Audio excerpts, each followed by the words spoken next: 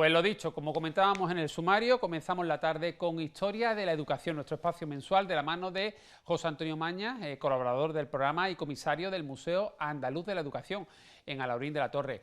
¿Qué tal, José Antonio? Buenas tardes. Hola, buenas tardes a ti, a los compañeros y a todos los espectadores de esta cadena. Bueno, hoy además vienes acompañado este mes de abril por un invitado especial, Juan López de Peñalver. Buenas tardes, Juan Antonio. Juan López, ¿qué tal? Buenas tardes. No, Juan Camacho. Ay, no, el personaje, perdón. El personaje. Eso es el personaje. Mira, yo te he puesto, no. Es verdad, Juan Camacho Martínez, perdón. Juan Camacho Martínez, ingeniero de caminos, canales y puertos. Además, máster en economía, organización de empresas por la Universidad Politécnica de Madrid. Académico numerario de la Academia Malagueña de la Ciencia y licenciado en Historia del Arte por la Universidad de Málaga. Bueno, ahora sí, Juan Camacho, buenas tardes. Buenas tardes. Buenas tardes, perdona la confusión. Él está aquí porque nos va a hablar del personaje de este mes, que es Juan López de Peñalver, un malagueño en la Ilustración. Correcto. Ahí en nada. Pero vamos a comenzar hablando del Quijote, de la lectura de este libro universal de Miguel de Cervantes y de cómo en el pasado, desde el pasado, pues en las escuelas se estudiaba el Quijote y sobre todo la lectura que se hacía de cada uno de los pasajes del Quijote, ¿no? El aprendizaje que implicaba en los escolares, la lectura del Quijote. Sí, tú sabes que el Quijote se publica la primera parte en 1605 y posteriormente en 1615 la segunda parte. Y cuando se cumplió el tercer centenario, en 1905, se pensó que era un libro que debería de llegar a la juventud, a los jóvenes chicos y chicas, ¿no? Entonces, a partir de esa fecha, se recomendó el libro para que se leyera en las escuelas de todo el país. Y más tarde, ya en el año 1920, un Real Decreto, dice que la lectura del Quijote es obligatoria y debe ocupar los 15 primeros minutos de cada día, porque de él, en nuestra obra cumbre, y de él se emanan pues todos los conocimientos y saberes que un chico, una chica, las formas de ser y de comportarse que un chico, una chica debería de tener. Y fíjate, era obligatorio 15 minutos al día. Exactamente, durante muchísimos años, hasta prácticamente los años 50. Y se publicaron, a raíz de este decreto, se publicaron muchísimas ediciones infantiles y escolares, que vamos a ir viendo ahora. La diferencia entre una edición infantil y una escolar, que vamos a ver a todos los que tenemos ahora mismo en el museo, es que en el infantil simplemente es un resumen del Quijote, mientras que en el Quijote escolar lo que tenemos es, al final de cada capítulo, pues vocabulario, ejercicio de frases y otras actividades para hacer en grupo. Esto fue un éxito y se publicaron por todas las editoriales del país muchísimos ejemplares. Si Fíjate, quieres... eso te iba a decir que aparte de estos libros que tenemos aquí expuestos, tenemos aquí otro libro, que además tú me decías fuera de cámara que tiene un enorme valor, Cervantes Educador, y que aquí no encontramos la obra, pero sí ese aprendizaje que se desprende de la lectura del Quijote. Claro, porque a veces había que complementar la lectura del Quijote pues con otro tipo de trabajos, ¿no? Entonces aparecen una serie de libros que son complementarios. Aquí tenemos, por ejemplo, y estos no están en la fotografía, tenemos dos que son de la Segunda República Española, uno se llama Sancho Panza, compendio de refranes y fábulas, y otro que tenemos sobre todas las anécdotas de los viajes de Cervantes. Y ese que tenemos ahí se llama Cervantes Educador, que no solo es trozos del Quijote, sino de todas las obras de Cervantes, por ejemplo, las novelas ejemplares o la Galatea. En fin, hay trozos escogidos de todas esas obras. Y es un libro que estuvo muchísimos años en la educación española. Claro, yo recuerdo que aparte de Quijote, pues efectivamente hay otras novelas, otras obras más pequeñitas, Rinconete y Cortadillo, en fin, que se estudiaba también en el instituto. Sí, sí. Había uno que era Coloquio de los perros, que es muy gracioso. También, sí, lo recuerdo. Que es una de las novelas ejemplares donde dos perros que están a los pies de la cama de otra persona están hablando de su vida, cómo le han tratado a su amo. Está muy divertido. Y dentro del Museo Andaluz de la Educación, ¿qué lugar ocupa pues todos estos ejemplares y libros relacionados con el Quijote y con Cervantes? Tenemos ahí una muestra de imágenes que se han grabado en el mismo museo, ¿verdad? Sí, si queréis podemos ir viendo a estas fotografías de estos ejemplares que tenemos. Está justo en la zona de primeras letras, aparte del aprendizaje de la lectura y de la escritura básico. Después tenemos la lectura como un elemento que estaba siempre en todas las días a día, en todo el día a día, y también un apartado específico para el Quijote, porque como decíamos, fue un libro que se utilizó en toda la educación española. Ahí estamos viendo, este que estamos viendo rojo, es la primera edición de un Quijote en infantil, en escolar, que es de Calleja, de Saturnino Calleja. La primera edición fue del año 98, 1898, y este concreto es de 1902. O sea que tiene, decíamos antes, Juan y yo, 122 años ese librito. Y está allí conservado en sí, el lo he Museo traído, lo que pasa es que no Andaluz de lo he puesto por aquí. Casi que hay que cogerlo, vamos, con pinza, ¿no? Pinza, Porque, sí. bueno, claro, pero hay muchas ediciones de casi todas las editoriales. Fíjate, ahí tenemos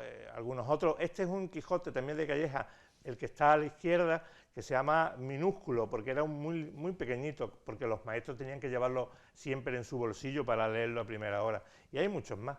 Decía que hasta el año 50 era obligatorio cada día una lectura, 15 minutos, de algún pasaje de algún capítulo del Quijote. Efectivamente. Y después el maestro o la maestra lo que hacía era explicar pues qué formación o qué enseñanza se sacaba del Quijote. Y hay muchísimas, por ejemplo, la perseverancia, el perseguir los sueños, el que los errores no tienen que pararte, sino que son simplemente un aprendizaje, y después una serie de virtudes como son la humildad, el respeto al cuerpo, y sobre todo un vídeo muy famoso que ahí hizo José María Pou en el Congreso, que es la libertad.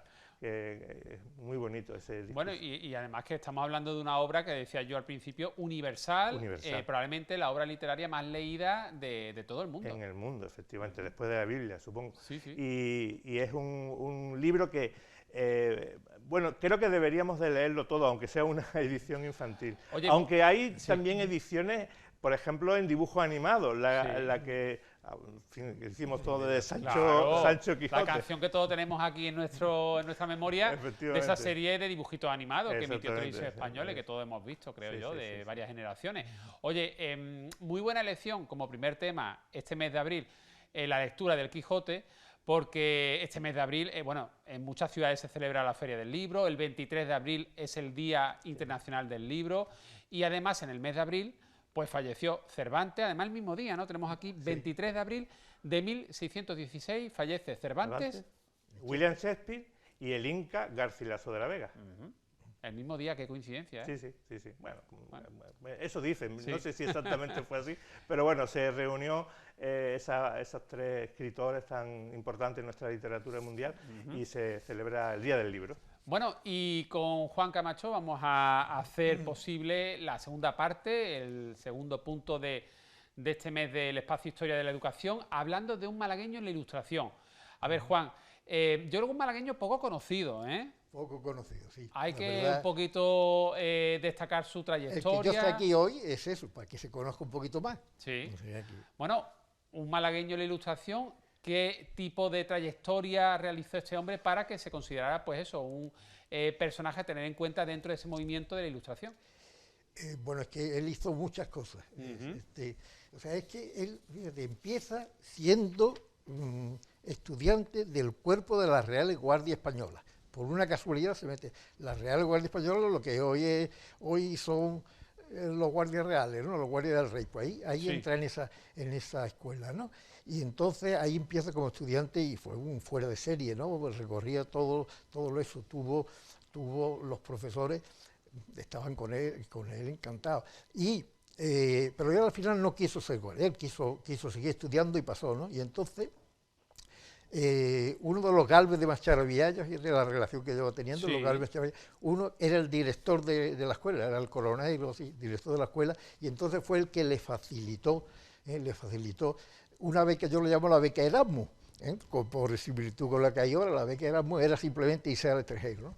Y lo mandaron a Hungría, que yo pienso un chaval de 20 años, que ¿cómo se va hasta Hungría, no? Pero es que en Hungría no se quedó, de Hungría porque él quería venirse a París, y de Hungría se fue, no sé cómo, no se sabe cómo, de Hungría se fue hacia Alemania, hacia Múnich, bueno, antes pasó por Viena, Múnich, Estrasburgo... 20 años y estamos hablando de mediados del siglo XVIII. Estamos hablando de mediados del siglo XVIII, ya con eso ya se ha ganado los de ilustrados, ¿no? Oye, una cosa, estamos viendo imágenes de la Academia Malagueña de la Ciencia, ¿verdad? Sí. y en el libro de Ernest Lluch sobre Juan López de Peñalver, que lo tenemos aquí. Eso es lo mejor que se ha escrito sobre Juan López de Peñalver, ¿no? La verdad que aquí en Málaga, como alusión, vestigio, recuerdo de este malagueño en la Ilustración, pues tenemos, bueno, el aulario que hay en Teatinos, que lleva su nombre, que hemos visto alguna que otra imagen también, pero tampoco hay mucha reseña ni muchas referencias sobre él. No hay mucha referencia. Yo pregunté, bueno, ¿y por qué se le ha dado al aulario, se le ha dado ese nombre? Y no me sabían contestar. Lo mismo que en el Parque Tecnológico. Cuando hicieron el Parque Tecnológico, cuando se iba a inaugurar, dijeron, bueno, oye, que tenemos las calles, pero hay que darle un nombre a las calles. Entonces hubo un pleno en el ayuntamiento y dijeron, bueno, pues venga, vamos a darle nombres de tecnológicos, el Parque Tecnológico, nombres de científicos, Marie Curie, Planck, Graham Bell, vamos a poner algún español. Y uno se le ocurrió decir, Juan López de Peñalver, ¿pero quién es? No importa, ese sí que hizo una serie de cosas. Y además nació en Málaga, hombre. Claro, por eso es un malagueño, y dije, claro, venga, vamos a darle.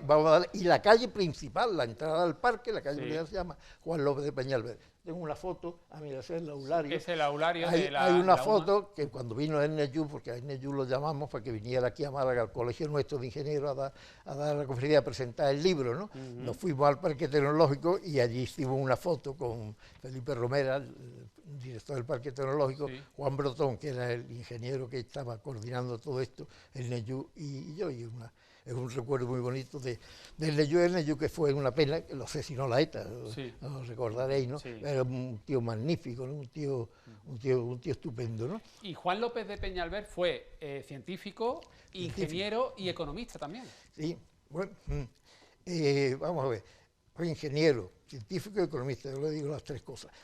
Empezó al principio, cuando se olvidaron de él, un día Fabián Estapé, que era un catedrático de economía, yendo, lo que hacemos mucho, ir a las librerías de viejos, buscando libros y tal, eso tú sabes bastante de los libros de viejos, ¿no? Entonces encontró un librillo sobre la variación del precio del trigo y estuvo leyendo y se dio cuenta que es que cómo relacionaba, y de una manera tan simple, las matemáticas, la estadística y la economía. Y se quedó maravillado, y entonces dijo, bueno, pues esto es estupendo, pero ¿quién es este señor? Y no había manera, nadie sabía quién era ese señor, estamos hablando de 1960, por ahí. Y encontró una chica, había sido alumna suya, la encontró en Estrasburgo. Y dijo, no, sí, aquí lo hemos encontrado, tenemos este libro, este es un economista, lo tenemos fichado como economista que nació en Málaga. Ya al decir que nació en Málaga, bueno, entonces ya empezaron a buscar en Málaga, pero no encontraban datos en Málaga. Y Juan, para ti, por ejemplo, ¿cuáles serían los grandes logros que aportó en el mundo de la ingeniería, de la cultura, de la ciencia? Mira, en la ingeniería él era el número 2.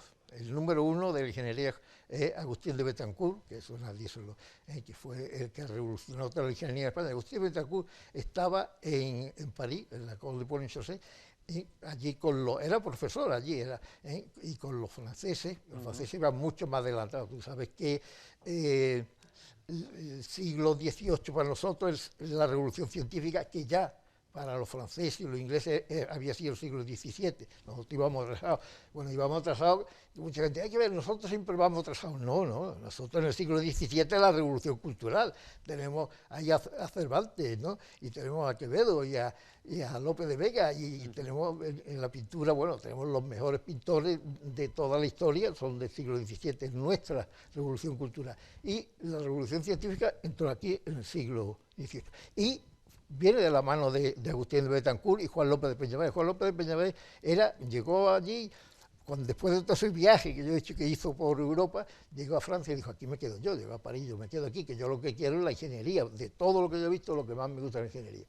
Entonces, perdió la casualidad de que llega a París en 1789, la Revolución Francesa, cuando se arma el lío. Entonces, de España, el conde de Floridablanca, que era el que llevaba la relación esa, estábamos con Carlos III, me parece. El conde de Floridablanca llamó a los que estaban allí, a los Erasmus que estaban allí, veniros para acá, que esto no está seguro allí, ¿no? Entonces Agustín de Betancourt se vino a España y le dijo a Peñalver, tú te quedas aquí y vas recogiendo toda la documentación que encuentres, que te la van a dar ellos, porque los franceses en eso se portaron estupendamente con nosotros, te van a dar toda la documentación de cómo formar un cuerpo de ingenieros de camino. En España todos los temas de camino los llevaban Correos, los funcionarios de Correos. porque son los que se movían, entonces eso hacían los caminos. Los temas de puerto los llevaban los ingenieros militares y los temas de obras hidráulicas o de canales los llevaban, eso sería de ingeniero, pero lo llevaban ingenieros franceses, porque españoles no había ninguno. Entonces ahí cada uno tiene, entonces Agustín de Betancourt dice a la Isa Peñalver, trate toda la documentación que tú puedas, de la para acá, que vamos a montar el cuerpo de ingenieros, vamos a montar la escuela de ingenieros y vamos a montar esto que es el gabinete de máquinas, del gabinete de máquinas del Buen Retiro. Vamos a hacer, esto es el primer museo de la ciencia y la técnica que se hizo en España. O sea, hoy en día se habla de muchos museos de la ciencia y la técnica. Bueno, pues este es el primer museo. Y lo hizo Juan López de Peñalver, y aquí pues, la descripción de las máquinas, este es el catálogo, firmado por Juan López de Peñalver, ¿no? Es de las pocas cosas que hay firmado por Juan López de Peñalver. Tampoco se sabe si hizo mucho o lo hizo todo Betancourt, porque es que en muchos documentos se ha visto que la letra es de Juan López de Peñalver, pero firma Agustín de Betancourt. Entonces, a lo mejor, mira, esto, hazme esto, lo hacía y lo firmaba él. Entonces, eso ya es lo que no se da. De todas formas, en la sombra y solo restaba el nombre de todas formas, la cuestión de Betancourt indudablemente es fuera de serie, ¿no? Entonces, y sí. decíamos en la ciencia, en la ingeniería y en la cultura en general, este hombre aportó, pero ¿por qué es tan desconocido? A ver. Mira, en la cultura en general, él era traductor, él hablaba muchos idiomas, por eso se movió por toda Europa, y el francés es lo que dominaba, ¿no? Entonces, cuando se publica el espíritu de las leyes de Montesquieu, pues entonces eso es la revolución en toda Europa, ¿no? Ya ha llegado la democracia, y bueno, y dicen, bueno, esto hay que traducirlo al español, y entonces lo llaman a él, ¿no? Yo tenía el libro, el espíritu de las leyes de Montesquieu, en la traducción directa por Juan López de Peñalver. Ese libro, oye, que está en la Escuela de Caminos de Granada. Y entonces, bueno, es que eso le dio un auge a él, que un señor, porque claro, traducir, tú sabes lo que es traducir un libro, que no es traducir las palabras, sino que es traducir la idea, y traducir el pensamiento y lo que quiere decir este señor. Hizo una traducción fabulosa, ¿no? Bueno, pues gracias a estos minutitos que hemos dedicado en televisión esta tarde, en el programa, en el magazine de PTV, pues ojalá que el nombre de Juan López de Peñalver ya no suene más y sepamos, sobre todo cuando vayamos al campus de Teatino y veamos ese aulario, o cuando entremos en el PTA y pasemos por esa avenida, pues sepamos por qué lleva este nombre y las contribuciones que hizo a la sociedad de aquella época este malagueño en la ilustración, que hemos dicho que, bueno, con 20 años pues se recorrió toda Europa y que trajo mucho conocimiento también aquí a España. Así que un adelantado a su tiempo, desde luego. Muchas gracias, Juan. ¿Te quedas aquí con nosotros un poquito más? Sí, sí. Vamos a hablar, ¿tú recuerdas del primer televisor, de lo que se comentaba en Málaga cuando llegaron esos primeros televisores a la ciudad? ¿Cómo se vivió aquello? No, bueno, yo es que en esa época yo no vivía aquí. ¿No vivías aquí? En esa época estamos hablando, bueno, no, a lo mejor en el 64, por ahí sí, yo estaba en el Colegio del Paro, estudiando en el Colegio del Paro interno. Después me fui a Madrid, hice toda la carrera en Madrid y ya volví aquí. Llegó Málaga, un poquito antes, porque llegó a Málaga en el año 59, ¿no? 59. Sí, correcto, sí, sí. Bueno, si queréis, hacemos un pequeño repaso a la historia del televisor, ¿no? El televisor se inventa en 1926 por John Logie Baird. Era un televisor mecánico. 1956. No, 1926. Era un televisor mecánico, fíjate. Entonces se basaba en unas cosas que se llamaban los discos de Nipkow. Sí. Y bueno, eso durante un tiempo, de 1928 a 1934, tuvo cierta repercusión. Pero el gran avance se produce en 1934, cuando la casa Telefunken hace un televisor completamente electrónico y incorporar los tubos de rayos catódicos, ¿no? Que ya eso lo han tenido los televisores hasta hace poco, ¿no? En 1970 llega el color y en el siglo XXI, en la primera década, ya se suceden los inventos. Las televisiones de plasma, la LCD, la LED, la OLED, la QLED, hasta que... La ultra. La Edge, que es la última. Fíjate que han mencionado a su inventor, que fue británico. Sí, británico. Y en el año 26, yo estaba ahí confundido, año 26, 1926, y lo inventó en el municipio, en la localidad costera de Hastings, que está en el sur de Inglaterra, a 2 horas de Londres, 1 hora y media, 2 horas de tren. ¿Empollado o...? No, yo es que he estado en Hastings, que es muy bonito de la localidad, y en Hastings se inventó la televisión, por ver. Pues a pesar de que en España, siguiendo con el hilo, se inaugura Televisión Española en el 56, Sí. en el Paseo de La Habana. Ajá, los primeros estudios de Los televisión primeros estudios de televisión. A Málaga, la primera vez que se ve la televisión es en el año 1959. Justo ahora va a cumplirse 65 años, porque fue en junio, en verano. Fue en la Casa Taillefer, en la Plaza del Siglo. Había un escaparate y pusieron una televisión allí con una antena y se veía, no se veía la televisión española, se veía la televisión alemana y la italiana. Anda. Sí, sí, porque no llegaba la Sí, señal, la señal hasta aquí, aquí una, de una antena España. grande y tal. Ya Esto hasta como, entiendo que como reclamo, ¿no? En plan Como de decir, reclamo, mira, como reclamo, el que sí. quiera una tele como esta, Sí, porque todavía no se que vendía... pase por caja, porque era caro, ¿eh? Claro, era muy caro. Todavía no se vendían prácticamente a las particulares.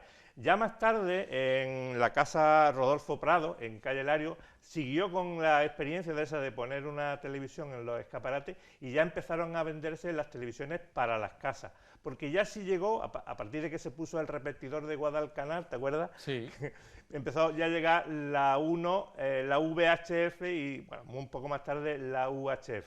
Entonces, había un boletín que tenías que rellenar y entonces pues te compraba, o pues, te tenías que esperar para tener una televisión. Valía 25.000 pesetas, una fortuna. Para Del año 1961, 62. En el 61 ya es cuando se comercializa en Málaga. Efectivamente. Pero a petición, por a encargo. petición, había que rellenar un boletín y entonces tú la pedías y tal. Entonces, en el museo hemos grabado dos televisores, los más antiguos, que tenemos muchas cosas, pero tampoco era plan de traerse un televisor Sí. aquí. Tenemos 2 televisores muy, muy antiguos. Uno es un Empire, escrito, que es de los años 50, que es este de madera, con puertas que Vamos, se cerraban. es un armario que abre y te descubre pues, un mundo de imaginación, de Exactamente. entretenimiento. Esto era un lujo, esto Claro. era para gente de mucho dinero. Sí. Bueno, y además este televisor ha venido desde Barcelona, que una donación especial que nos hicieron, Ajá. y también se utilizó este televisor en la televisión escolar. ¿Te acuerdas que alguna vez hablamos? Sí, Uno sí. similar a esto se repartieron. Estos son de lámparas. Y ahora O sea, veremos- estos televisores se repartieron en algunos colegios. en algunos colegios, Vale. uno parecido a este, Sí. ¿no? A la televisión escolar. Entonces los sábados no lo ponían, eso ya lo explicamos en otro programa. Y este otro que tenemos aquí, primero vamos a montar una cosa importantísima. La tensión, la corriente eléctrica, la electricidad en las casas eran 120, 125 voltios. Entonces, cuando se cambiaron los televisores y llegaron los más modernos, hubo que ponerle estos transformadores que pasaban de 220 a 125. Y lo que se ve a continuación en el vídeo son las lámparas, porque todavía no había ni diodos, ni transistores, ni circuitos impresos, ni nada. Entonces, tenían estas cosas, eran unos diodos, que se llamaban diodos, o conocidos también como lámparas de vacío, que son estas cositas que eran, digamos, los primeros artilugios que tenían los televisores por dentro, ¿no? Estas lámparas que se llamaban. Que las tenemos aquí ahora mismo en Tenemos- plato, las tenemos- está sosteniendo Tenemos José Antonio Maña. dos lámparas que están nuevas además, no están Sí. fundidas y bueno, son una cosita muy para enseñarla. Nosotros no somos un museo de la televisión Sí. ni de la imagen, lo que queremos es que los chicos y las chicas vean cómo ha evolucionado todo. Y el siguiente televisor que tenemos es un Vanguard. El primer televisor que llegó, uno de los primeros televisores que llegó aquí a España con las dos cadenas. Con la primera y la UHF, con la televisión Ahí la española, estamos viendo en pantalla. Exactamente, es un Vanguard. Este fue también mi primer televisor de mis padres, ¿no? Y entonces ahí es donde vimos llegar el hombre a la luna, donde vimos la guerra del Vietnam. Yo recuerdo cuando era un niño ver ahí estas imágenes en blanco y negro y tenía un soporte con ruedas que te podías llevar el televisor a los distintos sitios. Y fíjate que por detrás tenemos la antena que se conectaba ahí y abajo un montón de controles muy, muy raros, porque la imagen empezaba a saltar un poco, ¿no? Entonces tenemos todo Tenías que regular un poquito, ¿no? regularlo todo, sí. Afinar ahí. Oye, tenemos ahí 2 fotografías, compañeros, muy curiosas en torno al mundo de la tele, de la televisión, de también el mundo escolar. Bueno, vamos a ir con la primera foto. Vamos a ver con qué sorpresa vamos a... Ahí tenemos a un muchacho que nos debe sonar un poco, ¿no? Bueno, sí, ese muchacho, ese soy yo, que dice la canción. Bueno, tú sabes que al final de curso siempre nos hacían una fotografía a todos. Recuerdo de la clase. Recuerdo de la clase y tal, ¿no? Entonces había la típica del mapa, incluso yo tengo una más pequeño, con el teléfono y tal, ¿no? Pero este fotógrafo que vino allí al colegio donde yo estudiaba, en Welling... Se le ocurrió un poco más. Se le ocurrió más, o que le gustaba mucho el Batch 69, porque... Entonces nos ponía en una especie de pantalla de un televisor y nos hacía estas fotos. Yo creo que es que en aquella época muchos niños y niñas teníamos la ilusión de salir en la tele. Ah, claro. Cosa que yo he conseguido, Hombre, gracias fíjate, a ti. Y todos los meses aquí lo tenemos.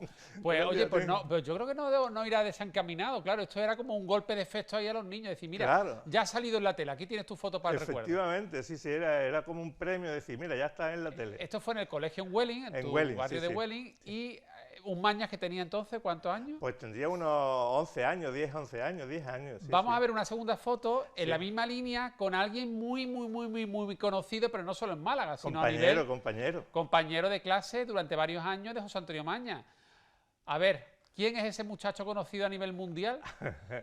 Pues... José Antonio Domínguez Bandera. Exactamente, Antonio Bandera, que fue compañero de colegio y después incluso hicimos teatro juntos. Y, en fin, es una imagen muy... Lo que te decía es que queríamos ser de la tele, hacer algo en la tele, él ha triunfado. Luego, bueno, tú también triunfas aquí. No, yo no, él era mucho más guapo que yo. Bueno, él ha salido luego mucho en televisión y sigue saliendo mucho en televisión, en el cine y ha hecho muchas películas. Oye, qué momento más curioso, ni más simpático, la verdad que sí. Bueno, era otro momento, hace ya muchos años. Pues muchas gracias, José Antonio Mañas, por acompañarnos un mes más aquí en el espacio de Historia de la Educación, hoy muy variado y además con la presencia de Juan Camacho Martínez, que nos ha aclarado un poquito en torno a la trayectoria pues profesional y personal de ese malagueño en la ilustración de Juan López de Peñalver. Muchas gracias, Juan, también, por venir al programa. Gracias. Nos vemos ya en el mes de mayo. Tú mandas, cuando tú quieras. Muchas gracias.